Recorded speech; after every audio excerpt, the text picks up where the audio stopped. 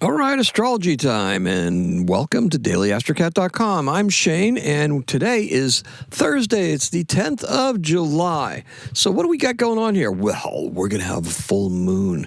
It's the buck moon, right? It's going to be very interesting. It's going to happen at 4:37 in the p.m., just as the moon goes void, of course. That is going to be a very important point to remember as well. So think about it. Yesterday, I kind of struggled a little bit, just because I was trying to compare the opposing Cancer and Capricorn as both being female signs that are opposing each other. Capricorn being that earthly, solid, patient, deliberate, career-focused, all that stuff, right?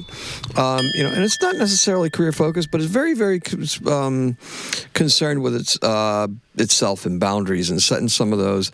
Sometimes it can blur them. Sometimes it can be debilitated. However, Cancer, on the other hand, is that nurturing sign, right? That defensive, a little bit defensive, but it's also a creative sign. It's a cardinal sign, just as Capricorn is, right?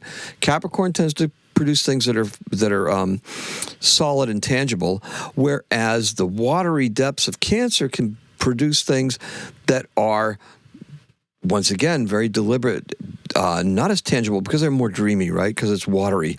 It's more intuitive. It's more of, and it has a retro feel to it because really it's about memories and about homes and stuff like that.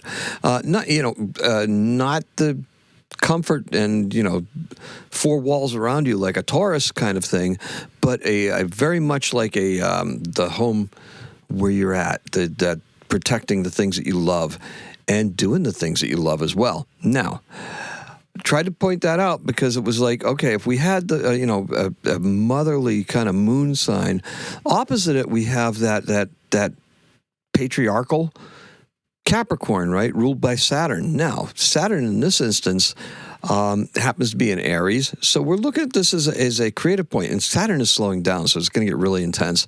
So those limitations that Saturn kind of throws in your way, those are actually blessings, right, because it's making us work for something. We're working for something very, very near and dear to our hearts, right? Whether it's your side hustle or whether it's even your career. Because believe it or not, this moon, this lunation is going to be fantastic for careers as well. Now, tried to give it that thing where that's that single mom, right? That Capricorn thing going on outside of because it's wintry, right? The wintry is kind of gives a lonely feel to it, right? Working opposite the nurturing mom of Cancer. I thought that was very interesting. It was an interesting juxtaposition that spoke of the energies of those two cardinal signs being opposite of each other, where they're still working together in some way. They're working together for tangible results that have an impact on home and mostly family life, right? Now, let's do this. This is a culmination point. The baby, this is a graduation, right, of sorts. Diploma's in hand, and thanks go out to the mom who had to fulfill both parenting roles, right? Now reality begins to set in. How is this going to manifest for you? How will it manifest? This marks a big point in our careers. It really does. We have Uranus in Gemini. Uranus in Gemini is going to be amping up our communication. It's going to amp up small tech, our use of small tech. Being sextile, actually being trine with Pluto in Aquarius, this is going to allow for bigger inventions to come in and begin to transform things for years, okay? This is a yearly thing with this Uranus, Pluto, and Neptune thing going on, right? They're in this mini grand trine, and they're actually working to help each other. Now, with Neptune retrograde, all those facades have fallen aside. We can see everything for what it is. We can no longer allow ourselves to get in our own way, right? Now, as the natural ruler of the 10th house, Capricorn states that this is a beginning, right? This is where we're at. Look at where the 10th house is in your chart. Figure out where it's at and what planets are there affecting it, okay? Because it's going to be very, very interesting. It's something that we need to just key into. It's very exciting. Now, we need to think about this, because what we're going to do is we're going to manifest what we truly need and desire during this period, next couple of days, right? Really just set intentions with this full moon. We had set some intentions with the new moon, and they came out of nowhere, right? I mean, these intentions just kind of shifted gears as we were moving forward. And now we have some tangible things in hand that we can actually enact and move forward on, provided we don't get in our own way.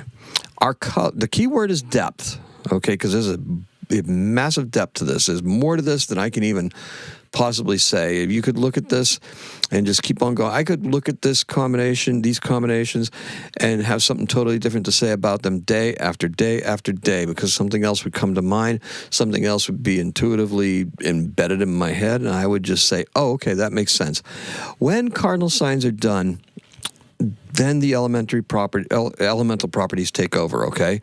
So think about it. We've got cardinal signs. They're 0 degrees, right? 0 degrees of Aquarius, 0 degrees of Aries, 0 degrees of Cancer, right? So we've got those couple of points. We have cardinal signs. The moon doing the lunation in the cardinal sign, right? The elements are going to take over. So we've got water and we've got earth. We've got fire in Aries. We've got air. Fire and air go really well together. We've got air with Uranus in Gemini. So we've got this whole thing working together that's going to give us this a burning sense of urgency, right?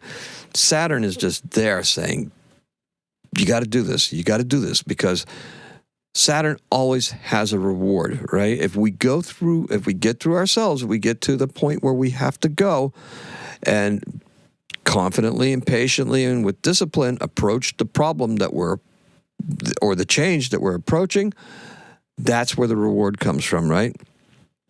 It's got some burning urgency. This one is in fiery earth and earthy water, okay? Fiery earth, Saturn, ruler of Capricorn,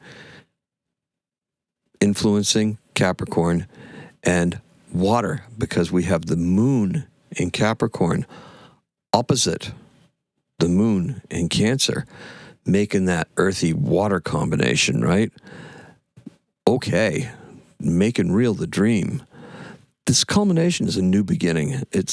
The structure stands on the earth, right? We're going to build this up from the ground. The changes we're working towards, they're going to manifest, and they open up a new chapter of abundance and life. Now, the moon recognizes the role of the sacred female in all of this. After all, it takes patience, gentle direction, and firm resolve to negotiate the tougher squares that are inevitably going to appear. Kind of like that single mom, right? Yes. Gentle direction, patience, and a firm resolve. Now, clearly state the goal and intention and make the offering. Make the offering. Hecate may respond. And release the intention with a flourish like that. Flick and swish. Light a candle after sunset today. Okay, so in 1040, Lady Godiva rides naked on horseback through Coventry, according to legend, to force her husband, the Earl of Mercia, to lower taxes. Now, 1040, that's a long time ago, right? That is pre-Norman invasion of England. And in 1947, we have birth for you. Arlo Guthrie. He's the son of Woody Guthrie.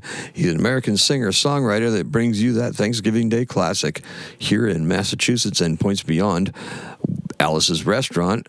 And he also did The City of New Orleans, which is a pretty darn good song. He's the son of Woody, born in Brooklyn, New York, and he's still alive and still living in Massachusetts. And that's what we got for you. So thank you so much for listening. Thank you for coming by. Appreciate and love every single one of you.